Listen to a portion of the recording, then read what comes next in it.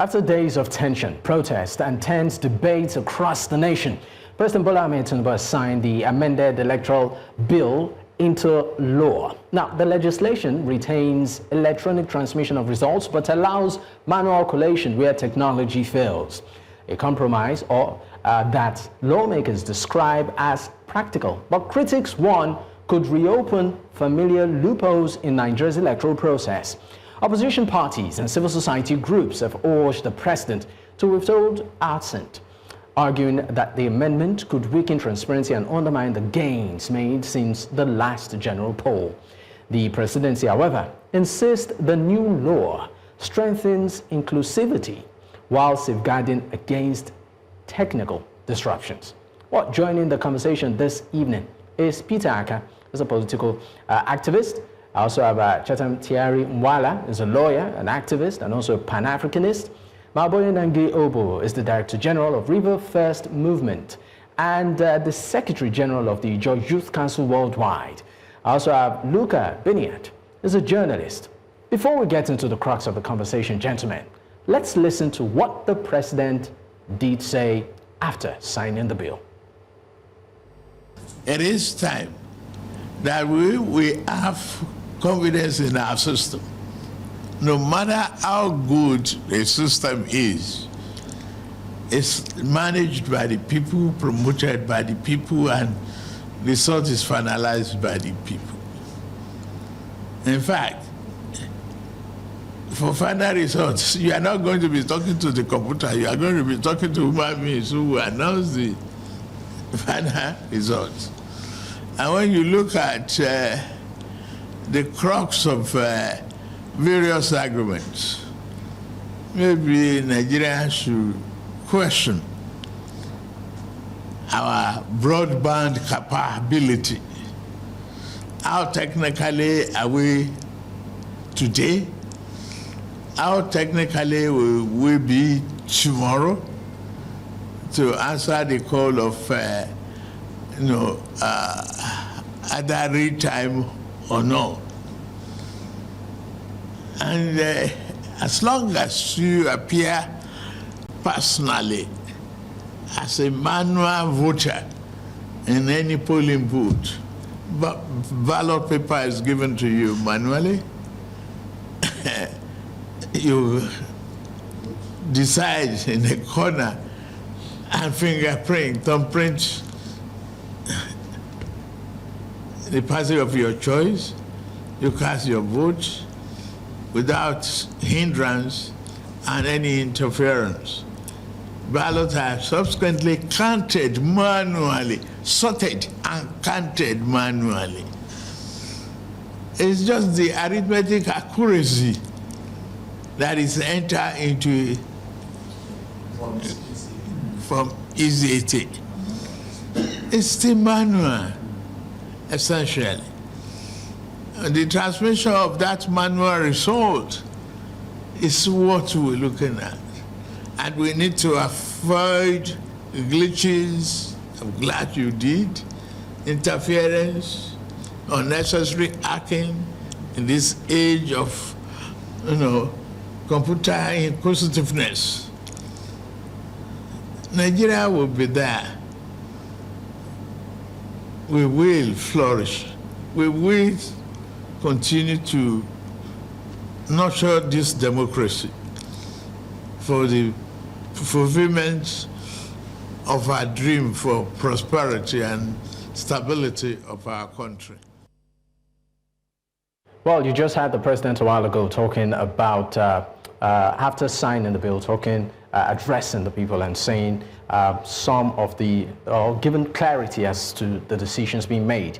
Just to add a bit to what the president did say, I'll read, because it went also on the social media and to post, some, will I call it words. But let me start the conversation this evening, going to our Abuja studio. Peter, this is a continuum in terms of conversation from yesterday. We had you yesterday, and of course, there's a follow-up conversation today. Mr. President has signed the bill already. You were part of the, will I call it, struggle now, as regards a particular clause, within that bill, as regards the electronic transmission, the manual clause. I would like to read an excerpt in addition to what Mr. President did say, from his social media handle talking about this issue after signing the bill. He said the amendments are not about politics. They are about process. They are about closing gaps, strengthening procedures, and providing greater clarity to those who conduct and participate in our elections. Do you think this is the case now that Mr. President has signed it, to law? Thank you very much for having me, Mr. Dakpo. What a country. What level of mischief will Nigerians deal with from public office holders? So within the last how many hours, President Tinubu has gone through the Electoral Act Amendment Bill and has fully satisfied that every provision there is okay and has signed it into law. This breaks the record for one of the fastest bills signed into law by the president. What a country and what kind of leadership do we have? And if you listen to the statement of both the Senate president and the president, you see everybody regurgitating around the same issue, real-time technology. It is about, manual. It is about this. The president mentioned broadband. And it is very interesting that the president mentioned broadband. Meanwhile, INEC in itself has said, we have done a feasibility studies and we have carried out this electronic transmission and we were able to achieve more than 96% transmission. But somehow we have a president of a country that is supposed to be the giant of Africa arguing as to why broadband will not be sufficient to power real time. And that is why the president said we will flourish, we will get there, we will get there. So we have not gotten there. In any case, in these current elections, let us manage with what we have. We are saying as civil society, as Nigerians, that we reject this bill that has been signed. It is not too late for the National Assembly and the President to do the right thing. The bill should be sent back to the National Assembly. That clause that provides a proviso that the Form EC8A form should be used where there is no network must be amended. Real-time mandatory electronic transmission of results is possible. It has been proven by INEC. It has been proven by the NCC. We do not need caveats because what the president has signed into law is a bill that will bring unprecedented chaos and anarchy to the elections of 2027. How do we interpret that section of the law? That where there is no network, that the Form EC8A will become the primary source of collation. So definitely there was no electoral reform. We have even gone beyond or backwards from the 2022 Electoral Act. Nigerians are saying this. We need transparency. We need accountability. If National Assembly is being honest and sincere, they should go with the facts on ground. The facts by professionals and by IT personnel and every other person, including INEC, who have received a budget of more than 800 billion and 200 billion for procurement of technology. It is possible. It will work. We reject this bill and it should go back to the National Assembly for the right thing to be done because in 2023, the votes of the people must count. All right, thank you so much, Peter. We'll go on our first break. When we return, I'll be coming to you, Ms. Luka Binniyat, I'm a journalist, to take your reaction on this matter and what this, the implication of this, vis-a-vis all of the, well, I call it reservations around it in lieu of 2027. Stay with us, we'll be right back. Of course, you're still watching Politics HQ on News Central Television, and of course we are discussing the president having signed into law the Electoral Act Amendment Bill, and this has continued to generate reactions from Nigerians. I still have my guest with me this evening. Let me come to you, Mr. Luka Binniyat. Now, looking at this particular, well, I call it electoral, bill that is now has been signed into law. With reflection to some of the challenges experienced in 2023 elections, do you think that this bill will address some of those challenges that Nigerians did experience, in the last general poll?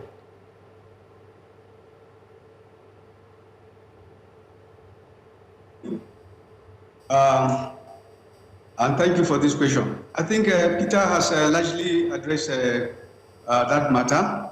And let me use the opportunity to help Peter and all the other activists for the great job you are doing to this country in the past 1 week or so. It's been very inspiring, and we are all praying for you.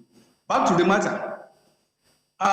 It is a shame that, at this stage of our national reality, the president is coming out with his own mouth to complain about us not having a broadband that will cover the entire country. That is not an excuse. The kind of money that was or has been voted for INEC to carry out its functions, it's enough to buy Starlinks that will cover all the so-called areas that are not having this coverage. But in any case, that is not the business of the legislature, it's the business of INEC. INEC should be the ones to complain that, look, we are unable to have full coverage of the whole country, not the National Assembly. So what interest do they have to insist on not having the entire country covered by the network? Isn't it even a disgrace that we cannot even do electronic voting? India has a voting population of over 90 million in a country far bigger than Nigeria and having more treacherous terrain. They have over 1 million voting centers, and they are able to conduct presidential election in a day and announce the result the following day. So the refusal of the National Assembly to, pass Section 60 of the Amendment Act, as it were, shows that there is a hidden agenda. One can easily see that, look, it is possible on the election day, most of the networks will be tampered with in many areas, and Nigerians and the electoral officers will have to resort to using the from ECF4. And so it is unacceptable to every, patriotic Nigerian. We should all come out and protest. That amendment cannot stand, because it will look like the result of 2027 has already been compromised. Thank you very much. I would, of course, direct the same question to Maobuye Nangi, is the Director General, Rivers First Movement. It's great to have you once again on the program, but I'll put it with some caveat or read an excerpt further from the statement by the President on his social media handle on X, where he said, when citizens walk into a polling unit, they must do so with confidence. When results are declared, they must be trusted. That confidence is built deliberately and not by chance. Do you think this will be the case in 2027 with everything that's, in terms of arrangement and preparation that we've seen so far? Okay, so that good evening. I would like to, am I audible enough, first of all? I would like to say that too often we have shown crass ignorance and lack of commercial reason. These people, they feel right, not to tell you what we're going to do. I don't listen to what the president said. We're all going to provide our own from ECAA, and we're all going to give that IRM. So let me tell you what's going to happen. What they just went to law, what it states right now is that if the IRM reports something else, if the presiding officer can come up with the so-called form ECAA, with the different results from provisional results, cardboard and polling units, and the level of the coalition center. Mr. Nangi Maobuye, if you can hear me, we are having a bit of difficulty hearing you properly. The audio seems a bit distorted, but be rest assured I'll come back to you. I may just need to leave you for a moment and direct the same question to Chetam Thierry-Nwala. Okay, good evening, everyone. If having me. We want to say that Nigeria lost confidence, not in the government of Nigeria, but also in our electoral processes. And I can tell you for free that Nigerians are optimistic as of today about the coming election, because you see from where all hope is almost lost. The only thing that would have boosted our morale to continue with the entire electoral process would have been where our contents were relying on the fact that the Assembly would naturally pass the law and make it mandatory. We have electoral results transmitted electronically. However, I'm categorical that the President and even the National Assembly members, if an unfair election is conducted in Nigeria today, they know they have touch with the people, and must do everything possible to make sure power don't return back to people. And power, electoral are within the hands to rig election. And that's why you saw this whole back and forth and that. All the excuses they come up with, they are not realistic excuses. They are not excuses that one can actually rely on. They know they have lost touch with the people. They know they cannot be election free and fair, including the president. That's why the president will haste to send this bill to law. We have seen things happen. Look at the national system. They are all puppets. 50% are puppets of president. And that's exactly what I'm sorry. You seem to suggest that Mr. President is pretty unpopular. The current administration is unpopular. Some might differ on this and say, look, this is one administration that has taken the bull by the horn when it comes to several policies, and for that reason, maybe they choose to align. Please mention the government policy this government has been bothered about. One policy is economy. What exactly has this man done that is different from what we have seen that has improved our livelihood? I want to tell you for that as a people that this administration has plunged us into further danger as a people and has seen us fight backward. All 3 years, they have taken 5 years back action. When President Buhari was the worst president I've seen. We know that there was a who was going to actually take us back and destroy us as a nation.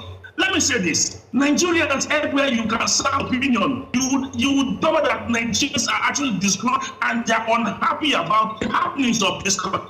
A lot of them are just frustrated. That's why you see people living in drones. You go to the empire and see Nigerians in the country seeking green pasture elsewhere. Why would I see green pasture elsewhere if we have a weak country? A president who is afraid of a free and fair election? A national assembly who is afraid of a free and fair election? Tell me one angle of government that is working in this nation.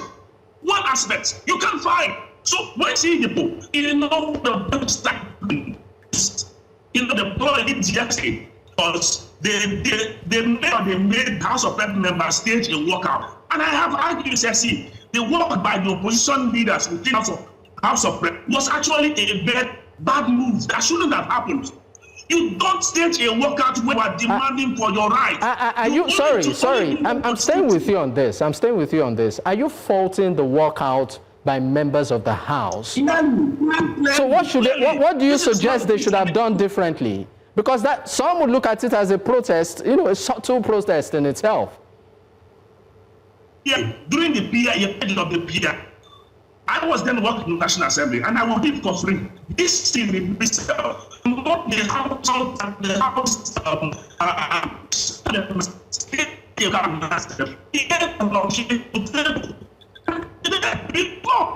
the same thing has hindered itself.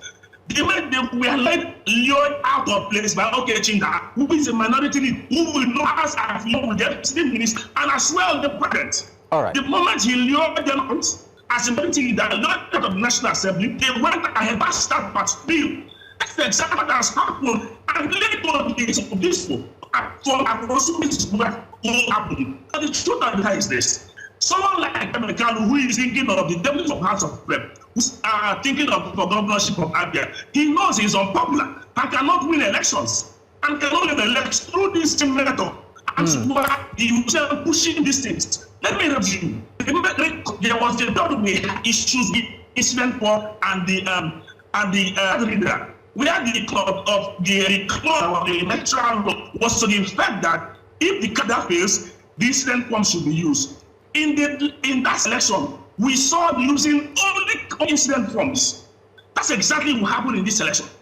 That they will abandon transition of results and rely on from ECO. And this is the agenda. And that is why we have been speaking vehemently against and saying this would not work. We have seen this play out before. All right. These are afraid of winning elections. They know they don't win elections in a free environment. All right, Chetam.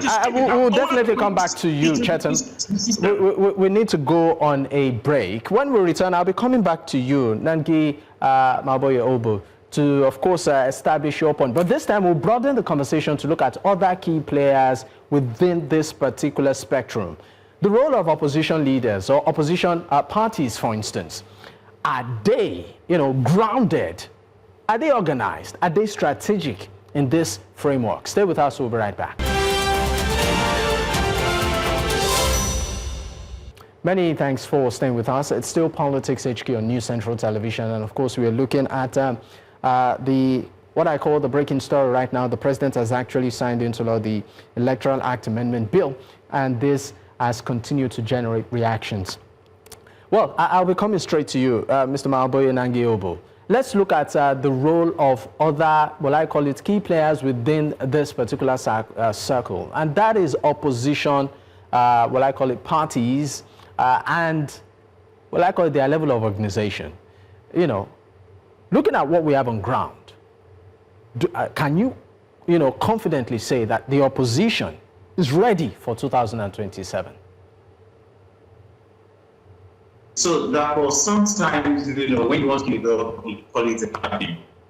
This is not directed at you, or the media sometimes also do not, or it's trying to tailor the narrative by trying to make light of the efforts of the opposition. How would you want the opposition opposition parties to come together to show that they're united enough? In speaking, a lot of people speaking, part of the opposition. I am part of the opposition. Nigeria is next. This house has come. This house is gone. And all we need to, is just to see how we can take out the veto that's still remaining. So the opposition is in charge. How best do you want them to be united? Okay, maybe I should be a bit more specific. Hello? I can hear you. Maybe I should be a bit more specific, right? We've seen cases where the opposition, particularly many of the parties, have internal crises, right? And Nigerians are asking questions as to some of these issues maybe could have been resolved. So the question as to how prepared the opposition is, I think is pretty much valid. I will tell you the opposition is prepared. You see young men, they are happy to say that people of this panel like young people, I'm sure, and they are part of the opposition. Opposition, to my mind here, is going to be the truth, and there's nothing consonant to it. The madness or the charade or the shenanigans we see. The young man that are doing so well, my brother, my friend, Terry, also doing super well. I wouldn't know, I'm part of the opposition, so I would say that the opposition is doing super well. When I say opposition, it may not be a part of everybody. Mr. Maobuye, be rest assured, I will definitely come back to you. We are still having, a bit of what I call the challenge hearing you properly, but I would come back to you, assure you. I'd like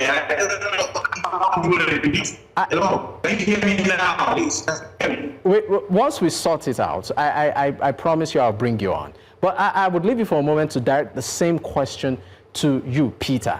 Peter, I know that, you're pretty much vocal. Looking at the opposition, right? Would you say that to a large extent they're organized enough and ready for 2027? The opposition can do better, but let us be honest. How easy it is to be an opposition in Nigeria today?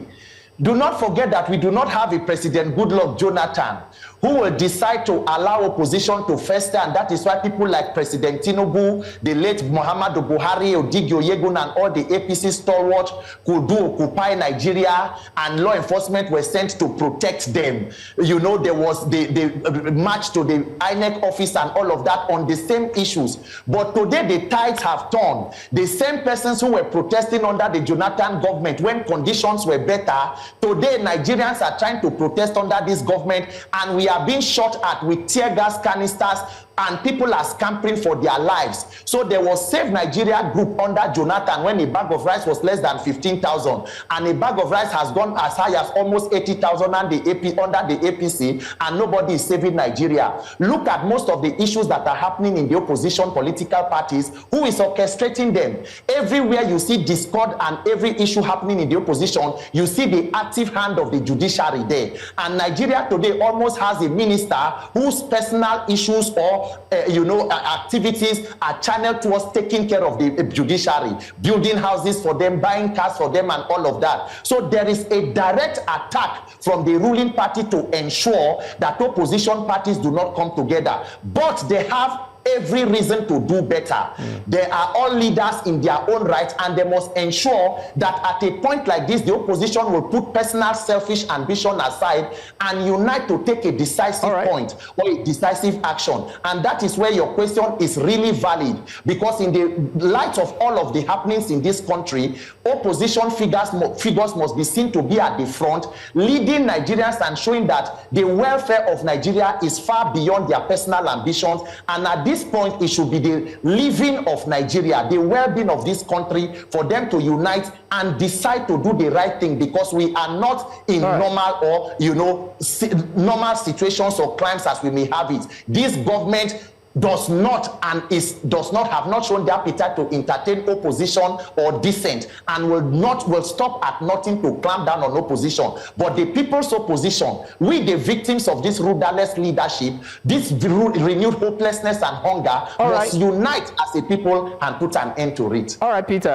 Let me of course go back to Maobuye Nangi. The same question still applies to you. Let's of course see if the audio will be smooth now. So the floor is yours. Let's have you. Well, I just probably the press was right that we need broadband. Perhaps I will need broadband like my brother just sent so to mind, I think we don't need one scale of measuring how prepared the opposition party. We need to show when people leave. All right. Mr. Nangi, honestly, sincerely, I do apologize, but the audio is very glitchy. We sincerely apologize for that. I might just need to leave you for a moment and then direct the same question to Mr. Luka Binniyat, who is a journalist. Do we have a strong opposition in lieu of 2027? Are they organized? Are they strategic? On social media, for instance, some were making comparison as to say, while a particular candidate or potential candidate is acquiring buses, another is pricing granules in the market. Right? So I'm just asking, in terms of the opposition, are we looking at a strategic, better organized opposition ahead of 2027? Mr. Binniyat. I'm afraid the answer is no.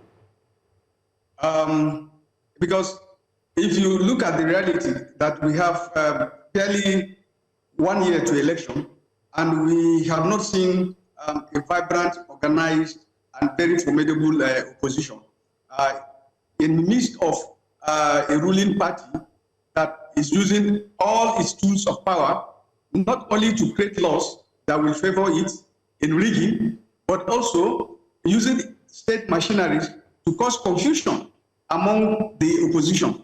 The opposition is made up of very ambitious people who are unable to bring out a clear leader among them. So I have great fear if they are able to organize themselves and give this country the kind of opposition that we need. But it all behoves on the people. It is time that we as Nigerians come together with one voice, go at the opposition. It depends on the directions that you want to be, but we need an opposition that the majority of the suffering Nigerian masses will support. And we are doing the right thing now by coming out to insist that the right laws must be done. But the opposition needs to really sit down among themselves, form a very powerful front, and it is only then that, the masses will fall back behind them and insist on the right thing to do. Just like Peter has said, we are not under Goodluck Jonathan, a man of, Pacific temperament. We are now under somebody who is very Machiavellian, and he's not given any room, for power to lift his hand very soon. So I am afraid the opposition still has a long way to go. All right. I would, of course, I'll be coming straight to you right now, Mr. Chetam Thierry-Nwala. You are a lawyer. Do you think that this Electoral Act Amendment Bill, which of course has been signed into law now by Mr. President, does it address the level, in any way, the level of the involvement of the judiciary? What am I saying? Looking at our elections, particularly in no distant past, at the end of the day, it ends up in court. whatever happens at the polling unit is finally determined by a judge, right?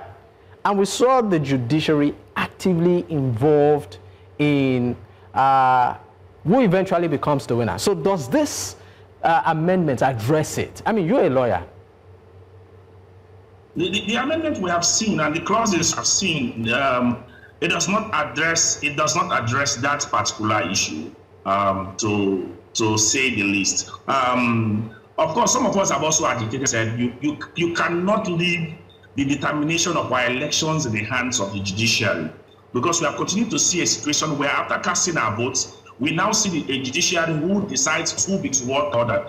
We saw what happened in the States, where someone who came third or fourth was actually declared winner of the elections. And this has continued to happen. And where you have a judiciary, if this was happening in a system where the judiciary, people have confidence in the judiciary, we would have had changes. But we have the judiciary who have that time shown that, or giving glimpse of the fact that, see, we cannot be trusted. But just recently we heard the NBA press where he even alluded to the fact that these days it seems like justice is being bought from the judiciary. And it's actually a sad one, because most Nigerians do not trust judiciary. Nigerians have lost faith in today's judiciary. It's the same judiciary. Are you referring to the same judiciary in whose conference we saw a record of "On Your Mandate We Shall Stand" being played in that particular conference? Nigerians have lost confidence in the judiciary. So in a situation where we have an independent judiciary, where we have personalities on the bench who would actually give judgment and Nigerians would be comfortable with it, I trust me, it shouldn't have been a challenge. But with the current way things have gone, and like Peter had also referred to, the issue of we now see the FCT minister building houses for judges, buying cars for judges. We have raised concern and say this is an aberration, because cannot a man who had so many thousands of years within court, you see him observing these people like the judge is supposed to be rebelled, supposed to be separate from politicians. But when we now find this was relaunch, it creates concerns, serious concerns, Judas. And we are seeing that with the way the judiciary has carried itself, it is not possible for Nigeria to trust the judiciary anymore. All right. And the Electoral Act did not also address that issue. And it cannot address the issue because the truth of the matter is President Bola Tinubu, everything he is doing is for 2027. He is only looking for a soft landing to retain back power and not to change the lives of Nigerians. All right, thank you very much, Chetam Thierry-Nwala. Of course, we'll go on our final break. When we return, we'll also expand this conversation to look beyond this, and we'll just take a detour slightly into the travails of the former Kaduna State Minister, El-Rufai. Stay with us. We'll be right back. You're still watching Politics HQ on News Central Television, and I still have my guest with me. I would, of course, be coming straight to you, Mr. Maobuye and Nangi. Let's hope the network, of course, is smooth now. My question to you is, let's still also explore the role of Nigerians themselves, the citizens, vis-a-vis how heavily monetized our elections have suddenly become. How do you think this can be tackled ahead of 2027? So I think one of the things that we have a lot of political culture in this country, where the leaders always said, so basically when the electorate, listens to all the shenanigans or the campaign with politics, not politics, of the so-called those who want to provide for various officials, they get disappointed. So now I'm not sure just take 1,000, but what these guys have actually done is to recognize Nigerians with poverty, just what the government is doing, those administration have been able to do. What it first was to make sure that Mr. Maobuye, if you can hear me, the network isn't so smooth. We are unable to hear you smoothly. We sincerely apologize.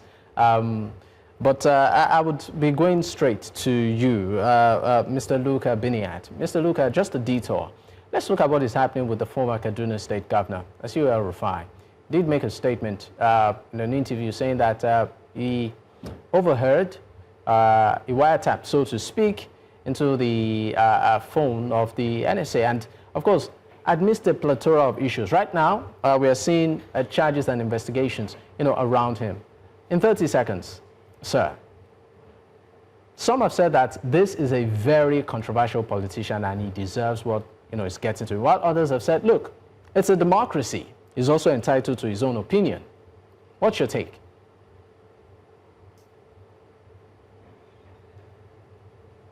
Full of tyranny, open his doors, usher himself into an estate of democracy, and he wants to be the voice of justice.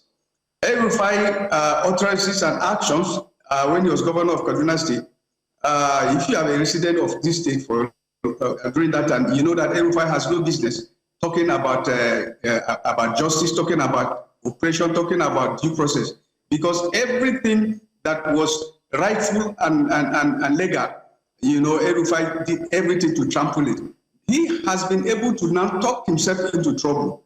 No serious country will take his own confession of tapping the wire of the National Security Advisor lightly.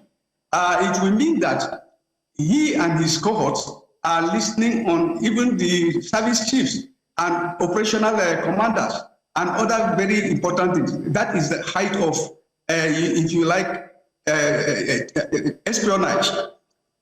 Because somebody like him who is very angry with this administration will sell this information anywhere. And so El-Rufai deserves much more than he gets. And I pray that he's treated, according to the law, okay, but he must not be allowed to go scot-free. Oh. I think Nemesis just caught up with him. So that is my own take. All right, thank you very much. In 30 seconds, Peter, how do you react to this? 30 seconds, please. To what? I can't... El-Rufai, the former governor of Kaduna State, El-Rufai, and his current travels. 30 seconds. Well, I mean, let the law take its course. My own problem is with the current master strategist president. Let Tinubu come out and hold a Quran as a Muslim and swear that he knows that he has the capacity to win free and fair elections. All right. If they know that they are unpopular, they should not force a bill on us that will install an incompetent and incapacitated regime through the back door without an elections. We need free and fair elections. Our vote must count, and that bill must be amended. We need mandatory real-time transmission of results. That is the most important issue to me. Let the law take its course with the former governor and let things be done within the ambits of the law. All right, thank you very much, gentlemen. Interesting times in Nigeria's political space. Once again, I'd like to say a big thank you, Peter Akah, political activist, Chetam Thierry-Nwala, lawyer, activist, and also Pan-Africanist, Maobuye Nangi, Director General, Rivers First Movement, and Luka Binniyat, a journalist. Gentlemen, once again, thank you for your time.